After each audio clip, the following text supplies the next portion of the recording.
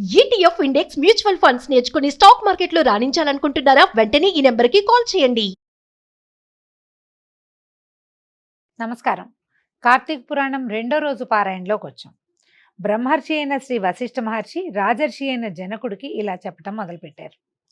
రాజా, స్నానదాన జపతపాదులలో దేనిని గాని ఈ కార్తీక మాసంలో ఏ కొద్దిపాటిగా అయినా ఆచరించినప్పటికీ కూడా అది అక్షయమైన ఫలితాన్ని ఇస్తుంది. ఎవరైతే సుఖలాలసులై శరీర కష్టానికి జడిసి కార్తీక వ్రతాన్ని ఆచరించరో అటువంటి వాళ్ళు 100 జన్మలు కుక్కలుగా పుడతారు. కార్తీక పౌర్ణమి నాడు స్నానదాన జప ఉపవాసాలలో ఏ ఒకటి కూడా ఆచరించని వాళ్ళు 1,000,000 పర్యాయము ఇలాగే శునక జన్మలు జన్మించి బ్రహ్మరాక్షసులుగా పరిణమిస్తారు. దానికి ఉదాహరణగా ఒక కథ వినమని తత్వనిష్ఠుడి కథ చెప్తారండి. తత్వనిష్ఠుడి కథ చాలా వింతగా ఉంటుంది. అతి పూర్వకాలంలో ఆంధ్రదేశంలో తత్వనిష్ఠుడనే ఒక బ్రాహ్మణుడు ఉండేవాడు. ఈయన సకల శాస్త్ర పారంగతుడు, అబద్ధాలు చెప్పేవాడు కాదు, అన్ని ప్రాణుల పట్ల దయాళువుగా ఉండేవాడు. ఈయనకి తీర్థాటన అంటే చాలా ఇష్టమట. అయితే ఈయన యాత్రా సందర్భంగా ప్రయాణిస్తూ గోదావరి నదీ తీరంలో ఉన్న ఒకనొక ఎత్తైన మర్రి చెట్టు మీద కారునలుపు ఛాయ కలిగిన వాళ్ళు, ఎండిన డొక్కలు, ఎర్రని నేత్రములు, గడ్డములు కలవాళ్ళు, గుచ్చబడిన ఇనప తీగలలాగా పైకి నిక్కి ఉన్న తల వెంట్రుకలతో, వికృత వదనాలతో, కత్తులు కపాలాలు ధరించి సర్వజీవ భయంకరులుగా ఉన్న 3 బ్రహ్మరాక్షసుల్ని చూశాడు. ఆ రాక్షసుల వల్ల భయం చేత ఆ మర్రి చెట్టు 4 వైపులా కూడా 12 మైళ్ళ దూర ప్రాంతంలో ఎక్కడా ప్రాణి సంచారమే ఉండేది కాదు. 12 మైళ్ళ రేడియస్లో జీవం అనేది ఉండేది కాదు. అటువంటి భయంకర స్వరూపులైన రాక్షసుల్ని అల్లంత దూరం నుంచే చూసిన తత్వనిష్ఠుడు అదిరిపడ్డాడు. దాంతోపాటు ఆ రాక్షసులు కూడా తమ వైపు చూసారు. రైట్ ఈ కాంటాక్ట్ వచ్చేసింది అనమాట. దాంతో హడిలిపోయి ఈయన ఏం చేస్తున్నాడు, నారాయణాష్టకం చదవటం మొదలుపెట్టాడట. దేవతలకు లోకాలు కూడా యజమానమైన వాడా నారాయణ అవ్యయ నన్ను కాపాడు అంటూ రకరకాల స్తోత్రాలు నారాయణాష్టకం మొదలుపెట్టి ఇక అంతగా కృష్ణాష్టకం అష్టకాలు చదివేస్తున్నాడు. చదువుతూ ఉండేసరికల్లా ఉద్రేకం వచ్చేసింది అనమాట ఆయనకి. వాయిస్ పెరిగే కొందికి మనుషులో ఒక ఉద్రేకం ఊపు వస్తుందా, పరిగెత్తడం మొదలుపెట్టాడు వీళ్ళకి అందకుండా ఉండాలని. ఎప్పుడైతే ఇతను కనపడ్డాడో మనిషి, ఈ గొంతు వినపడేసరికల్లా అతన్ని వధించాలనే ఆలోచనతోటి ఈ రాక్షసత్రయం కూడా అతను వెనకాల పడింది. రాక్షసులు వాళ్ళకి దగ్గరకు అవుతున్న కొందికి ఏమైంది, వీళ్ళకి తెలిసింది ఆయన ఊరికే దూరం నుంచి వ్యక్తిగా కనపడుతున్నాడు కానీ సాత్వికమైన విప్రతేజస్సు చాలా క్లియర్గా కనపడడం మొదలుపెట్టింది. మనిషి దగ్గర అయ్యేసరికి ఆయనలోంచి, ఆయన ఆరాలోంచి వస్తున్న వెలుగు, సాత్వికమైన తేజస్సు, తర్వాత విష్ణునామ సంకీర్తన, ఆయన ఏమేమి స్తోత్రాలు చదువుతున్నాడో అవన్నీ వినపడుతున్నాయి. దాంతో వాళ్ళకి జ్ఞానోదయం అయిపోయింది. ఇక అంతే, ఇంకా విసురుగా పరిగెత్తేసి ఆ బ్రాహ్మడికి ఎదురుగుండాకెళ్ళి నుంచున్నారట. నుంచుని అనేక నమస్కారాలు చేశారు. నేల మీద పడిపోయారు, చేతులు జోడించారు. ముందైతే కంగారు పడ్డాడు కానీ ఆయన అవతల వాళ్ళు దండం పెట్టి నేల మీద సాష్టాంగ దండ ప్రణామాలు చేస్తుంటే అర్థమైంది ఆయనకి. నీకేం కాదు నాయన, మేమేమి చెయ్యం నిన్ను, నుంచో ఒక్క మాట, నువ్వు ఆ మాటలు ఆపి ఏం చదువుతున్నావో దాపి మేము చెప్పేది విను అని పరి విధాలుగా బతిమలాడేటి దండాలు పడిపోయారు, కాళ్ళ మీద పడిపోయారు, అంతేనమాట. అయితే ఈయన వెంటనే తెలుసుకున్నాడు, ఆగేసరికి వీళ్ళు అడుగుతున్నారు 3, ఓ బ్రాహ్మణ, నీ దర్శనంతో మా పాపాలన్నీ నశించిపోయాయని పునః నమస్కారాలు చేశారు. వాళ్ళ నమ్రతకి కుదుటపడిన మనసు కలిగిన వాడైన తత్వనిష్ఠుడు, మీరెవరు, ఏ చేయరాని పనులు చేయటం వల్ల ఇలా అయిపోయారు, మీ మాటలు వింటుంటే బుద్ధిమంతుల్లా వినపడుతున్నారు, ఈ వికృత రూపాలు ఎందుకు వచ్చాయి వివరంగా చెప్పండి అని అడిగాడు. అప్పుడు మీ భయము బాధ నేను పోగొడతానన్నాడు. దాంతో వీళ్ళల్లో ఒకడు ద్రావిడోడట, అతను చెప్పాడు. ఆ రాక్షసుల్లో ఒకడు ఇట్లా చెప్తున్నాడు, విప్రోత్తమ, నేను ద్రావిడుణ్ణి, ద్రవిడ దేశంలోని మందర్మనే గ్రామాధికారినైన నేను కులానికి బ్రాహ్మణ్ణే కానీ గుణానికి మాత్రం కుటిలుడు, వంచనామయ వచచమత్కారుణ్ణి అయ్యుండేవాడు. అంటే తెలివిగా మాట్లాడి మోసకారిగా ప్రవర్తించేవాడు. తెలివితేటల్ని మోసం వైపుకి తిప్పితే ఒక సంతోషం వస్తుందండి. అవతల వాడిని మనం మోసం చేసాం, దీని నుంచి మనకి ఇది లబ్ధి వచ్చింది అని ఒక్కసారి అర్థమైతే ఇంకా ఆ మార్గం మానరు, ఇక అదే పట్టుకుని ఉంటారు. నా కుటుంబ శ్రేయస్సు కోసం అనేక మంది విపురుల జీవితాన్ని హరించాను. బ్రాహ్మణులకు కానీ బంధువులకి కానీ ఏనాడు పట్టెడన్నం పెట్టి ఎరగను. నయవంచనలతో బ్రాహ్మణ ధనాన్ని అపహరించడం చేత నా కుటుంబంతో సహా 7 తరాల వాళ్ళు అధోగతి పాలైపోయారు. మరణానంతరము దుస్సహమైన నరకయాతలను అనుభవించి చివరికి ఇలాగా బ్రహ్మరాక్షసున్నయ్యాను. ఏదైనా కృపతోటి నాకు ముక్తినిచ్చే యుక్తిని చెప్పు అని అడిగాడు.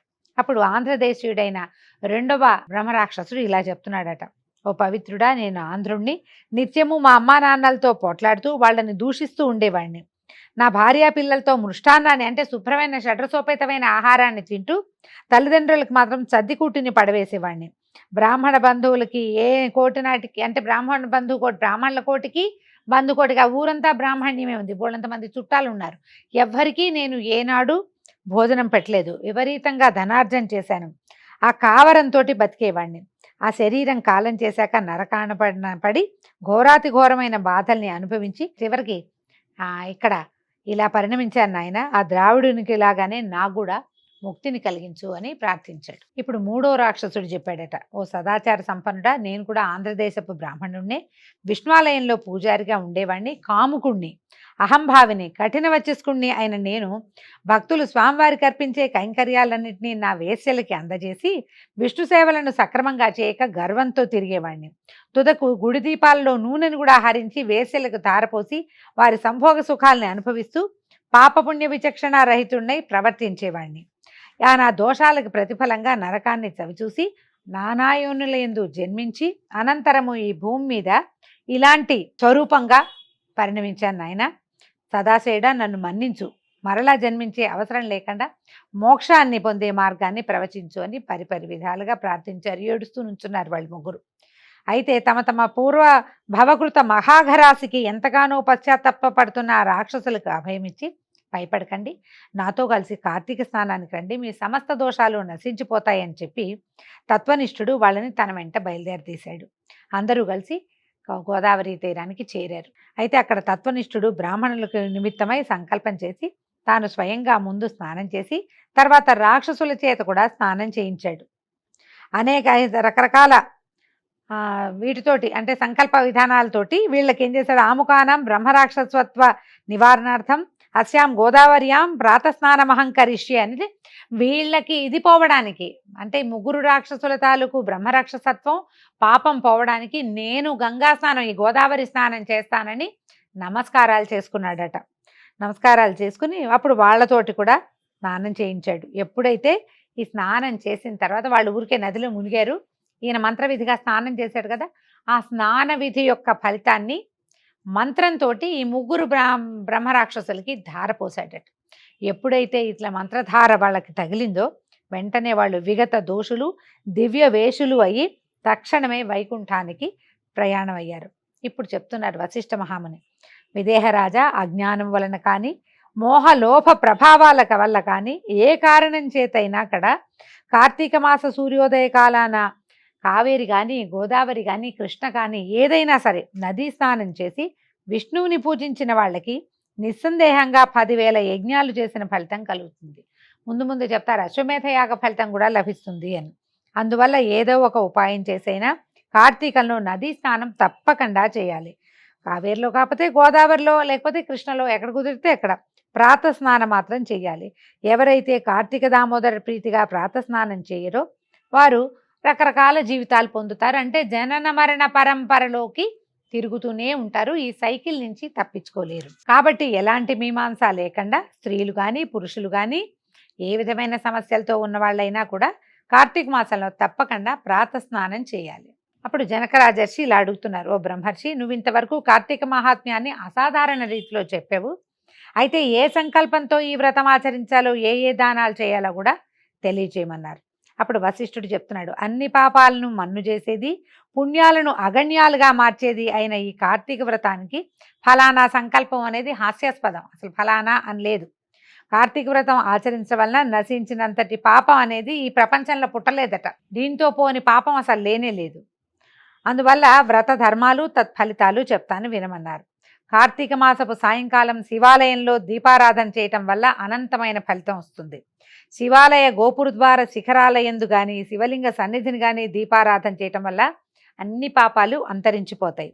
ఎవరైతే కార్తీకంలో శివాలయంలో ఆవు నీటితో కానీ నువ్వుల నూనెతో కానీ విప్ప నారింజ నూనెలతో కానీ దీప సమర్పణ చేస్తారో వాళ్ళు ధర్మవేత్తలు అవుతారు. ఇప్పుడు విప్ప నూనె అవి ఎక్కడి నుంచి సంపాదిస్తామండి, మన వల్ల అది కాదు.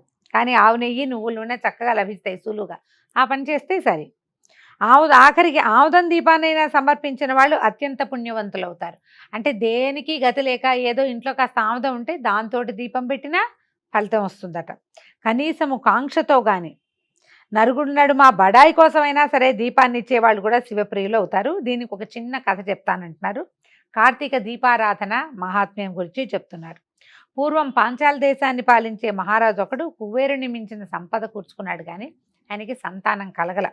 అయితే ఆయన తపస్సు చేయడానికి కూర్చున్నాడు. కురంగపాణికై తపస్సు అంటారంటే శివుడి కోసం తపస్సు చేస్తుంటే పిప్పలుడు అనే మహాముని ఇక్కడికి వచ్చి, ఈ మాత్రం కోరికకి నీకు ఇంత తపస్సు అక్కర్లేదయ్యా, కార్తీక మాసంలో శివప్రీతిగా వ్రతం చేసి బ్రాహ్మణుల్ని దీపదానాదులతోటి సంతోషపెట్టు, అలా చేస్తే నీకు తప్పకుండా పుత్ర సంతానం కలుగుతుందని చెప్పాడు. ఈ పాంచాల రాజు అలాగేనని కార్తీక వ్రతం చేసి తన పట్టణంలో కూడా చాటించి అందరితోటి కూడా చేయించాడు. తత్ఫలితంగా కొంతకాలానికి ఈయనకి ఒక కుమారుడు కలిగాడు. వాడి పేరు శత్రుజిత్తు అని పెట్టారు. ఈ శత్రుజిత్తు దినదిన ప్రవర్ధమానుడిగా పెరిగి యువకుడై వీరుడై వేశ్యాంగనా లోలుడై అప్పటికి తృప్తి చెందక పరస్త్రీ రక్తుడై యుక్తాయుక్త విచక్షణ నాస్తికుడై శాస్త్రాధికారి అయి వర్ణసంకరకారకుడై హితవు చెప్పిన వారిని చంపుతానని బెదిరిస్తూ స్వేచ్ఛాచారిగా ప్రవర్తింపసాగాడు. ఆ కాలంలో కూడా ఇలాంటివి ఉన్నాయి అంటే ఏ కాలంలో అయినా ఎవరో ఒకళ్ళు ఇలాంటివి ఉంటారండి. ఇది వరకు తక్కువ ఉండేవాళ్ళు, మన కాలంలో ఇంచుమించు అందరూ ఇక ఇలాంటి ప్రవర్తనతోటి ఉంటున్నారు ఇవాళ రేపు. ఈ సందర్భంలో సౌందర్య రాశి ఎంతో చక్కగా ఉన్నటువంటి ఒక బ్రాహ్మణ పత్ని ఈయనకి తారసిల్లింది, ఎక్కడో కనపడింది. ఈ శత్రుజిత్తు ఆమె పట్ల కామమోహితుడయ్యాడు. ఈ అసమాన సౌందర్య శౌర్య తేజో విరాజితుడైన ఈ బ్రాహ్మణుడి పట్ల ఈ రాజకుమారుడి పట్ల ఆ బ్రాహ్మణ స్త్రీ కూడా కొంచెం మోజు పెంచుకుంది పాపం. తత్కారణంగా ఆమె ఏం చేసేది, ఆమె రోజు తన రాత్రిపూట తన భర్త నిద్రపోగానే సంకేత స్థలంలో ఈ రాజకుమారుడిని కలుసుకుని హాయిగా అతనితోటి గడుపుతూ ఉండేది. అయితే ఎంతో కాలం ఇలాంటివి ఆగవు. కొన్నాళ్ల తర్వాత తెలిసింది. ఈయన తెలిసి ఏం చేశాడు, ఈయన ఒక కత్తి పుచ్చుకొని తిరుగుతూ ఎప్పుడు వీళ్ళిద్దరూ రెడ్ హ్యాండెడ్గా దొరికితే చంపేద్దామని కత్తి పుచ్చుకొని తిరుగుతున్నాడట. కాకపోతే వీళ్ళకి తెలియదు, ఈ మహాకాముకురాలైన ఆ బ్రాహ్మణ పత్నికి కానీ రాజకుమారుడికి కానీ ఇతను కత్తిపుచ్చుకుని తిరుగుతున్నాడని, ప్రమాదమని అతనికి తెలిసిపోయిందని అవన్నీ తెలియదు. ఇలా రోజులు గడుస్తుండగా ఒకానొక కార్తీక పౌర్ణమి సోమవారం నాడు వీళ్ళిద్దరూ ఏం చేశారు, తమ కలుసుకోవడానికి సంకేత స్థానంగా ఒక శిథిల శివాలయాన్ని ఎన్నుకున్నారట. అపరాత్రి వేళ వీళ్ళు అక్కడ కలుసుకున్నారు. గర్భగుడంతా చీకటిగా ఉంది. ఆ యువతి ఏం చేసిందట, తన చీర చెంగు చింపి చిన్న ఒత్తిని చేసిందట. రాజకుమారుడు సమీపంలో అటు ఇటు వెళ్ళి కొంచెం ఆముదం పట్టుకొచ్చాడు. వీళ్ళు ఏం చేశారు, అక్కడ ఖాళీ ప్రమిదలో ఈ రెండింటిని జోడించి అంటే ఆముదం పోసి అందులో ఒత్తేసి చక్కగా వెలిగించారు. వెలిగించి ఒక కబుర్లు చెప్పుకుంటూ వీళ్ళు కాలం గడుపుతున్నారు, అబ్బాయి అమ్మాయి కూడా. ఈ విషయాన్ని ఈ బ్రాహ్మణ ఆయన తెలుసుకున్నాడు. ఈ అమ్మాయి తాలూకు భర్త నేనేం చేశాడు, కత్తి పుచ్చుకొచ్చి లోపలికి శిథిలాలయంలోకి ప్రవేశించి ఆ దీపపు వెలుగులో కలిసి కూడి ఉన్న తన భార్యని రాజకుమారుని చూసి ఇద్దరిని చంపేశాడు. చంపేసి తను కూడా కత్తితో పొడుచుకుని ఆ శిథిల శివాలయపు గర్భగృహంలో పడిపోయాడు. పడిపోయేసరికల్లా ఏమైంది, విగత జీవులు అయిపోగానే పాశహస్తులైన యమదూతలు పవిత్రాత్ములైన శివదూతలు ఒకేసారి వచ్చారు. వాళ్ళేమో పాశాలు పుచ్చుకొచ్చారు, వీళ్ళు చక్కగా త్రిశూలాలు అవి ధరించి సాక్షాత్ శివస్వరూపాల్లాగా ఉన్నారు, విభూతిగా పుండ్రాలు అవి ధరించి. యమదూతలు అమాయకపు బాపని నరకం వైపుకి లాక్కెళ్ళిపోతుంటే అందుకు అచ్చెరువుపడ్డాడు ఆ బ్రాహ్మణాయన. అదేమిటి నాయనా, మీరేమో శివదూతలేమో యువతిని యువకుడిని తీసుకెళ్తున్నారు, ఈ బ్రాహ్మణాయన్నేమో యమదూతలు లాక్కుపోతున్నారు. ఆయన అడిగాడు, ఓ శివదూతలారా, కాని పని చేసిన వారికి కైలాస భోగము, నాలాంటి సదాచార పరుడికి నరకయోగమునా నాయన అని అడిగితే అప్పుడు శివదూతలు చెప్పారు, వీరంతా పాపాత్ములైనా ఈరోజు కార్తీక పూర్ణిమ సోమవారం కాబట్టి శివాలయంలో అందున శిథిలాలయంలో శివలింగానికి ఎదురుకుండా దీపారాధన చేశారు కనుక వాళ్ళ పాపాలు నేరాలు నశించి పుణ్యాత్ములయ్యారు నాయన. ఏ కారణం చేతైనా కార్తీక మాసంలో పౌర్ణమి నాడు పైగా సోమవారం నాడు దేవాలయంలో దీపారాధన చేస్తే దానికి అనంతమైన ఫలితం లభిస్తుంది. మరణించాక వారికి శివ సాయుధ్యం తప్పక లభిస్తుంది. పైగా ఇంత అత్యధిక పుణ్యాత్ములైన వీళ్ళని పాపకర్ములుగా భావించి చంపినందుకు నువ్వు పుణ్యహీనుడివి పాపాత్ముడివి అయిపోయావు. ఇంతకుముందు బౌలం చేశాడు, సదాచార సంపన్నుడు ఆయన, నిత్య సంధ్యావందనాలు అగ్నిహోత్రాలు అవి ఉన్నవాడే. ఆయన పుణ్యమంతా పోయింది ఈ మంచి వాళ్ళని చంపటం వల్ల, నీకు నరకము వీళ్ళకి కైలాసము తప్పదు నాయన అన్నారు. అనగానే ఈ బ్రాహ్మణుడికి శివపార్షదులకి జరిగిన సంభాషణ విని శత్రుజిత్తు ఆశ్చర్యపోయాడు. వాళ్ళకి మధ్యలో కలగజేసుకున్నాడు. అయ్యలారా, దోషములము మేమై ఉండగా మాకు కైవల్యం ఇచ్చి మమ్ము చంపి పుణ్యాత్ముల్ని చేసిన ఆ అమాయకుణ్ణి నరకాన్ని పంపటం భావ్యం కాదు. కార్తీక మాసం గొప్పదైతే, అందున పూర్ణిమ గొప్పదైతే, సోమవారం మరీ ఘనమైందైతే, దీపారాధన మరీ పుణ్యకరమైందైతే, మాతో పాటే కలిసి మరణించిన బ్రాహ్మణుడికి కూడా కైలాసం ఇవ్వక తప్పదు అని వాదించడం మొదలుపెట్టాడు. తత్ఫలితంగా ఈ మాటల సందర్భంలో అతనికి ఏం తెలిసింది? శత్రుజిత్తు తాను తన ప్రియురాలు ఆచరించిన ఒత్తి తైలాల పుణ్యం ఉంచుకుని దీపాన్ని వెలిగించిన పుణ్యాన్ని బ్రాహ్మణుడికి ధారపోశారట. దీపారాధన కోసం నూనె తెచ్చిన వాడికి శివ సాయుధ్యం, ఒత్తు వేసిన దానికి శివ సాయుధ్యం, అది వెలిగించిన పుణ్యాన్ని ధారపోసిన వాడికి కూడా శివ సాయుధ్యమే లభించిందట. శివదూతలు యమదూతల నుంచి వీళ్ళందరినీ విడిపించి వాళ్ళ ముగ్గురిని కైలాసానికి తీసుకుపోయారు.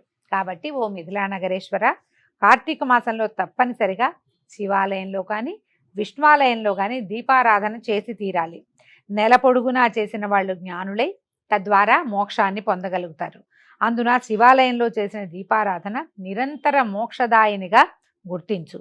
నా మాట విని కార్తీక మాసం నెల పొడుగునా నువ్వు శివాలయంలో దీపారాధన చేయమని చెప్పి దీంతో 2వ రోజు అధ్యాయాన్ని పూర్తి చేశారండి. రేపు ఉదయం మళ్ళీ 3వ అధ్యాయంతో కలుసుకుందాం. నమస్కారం.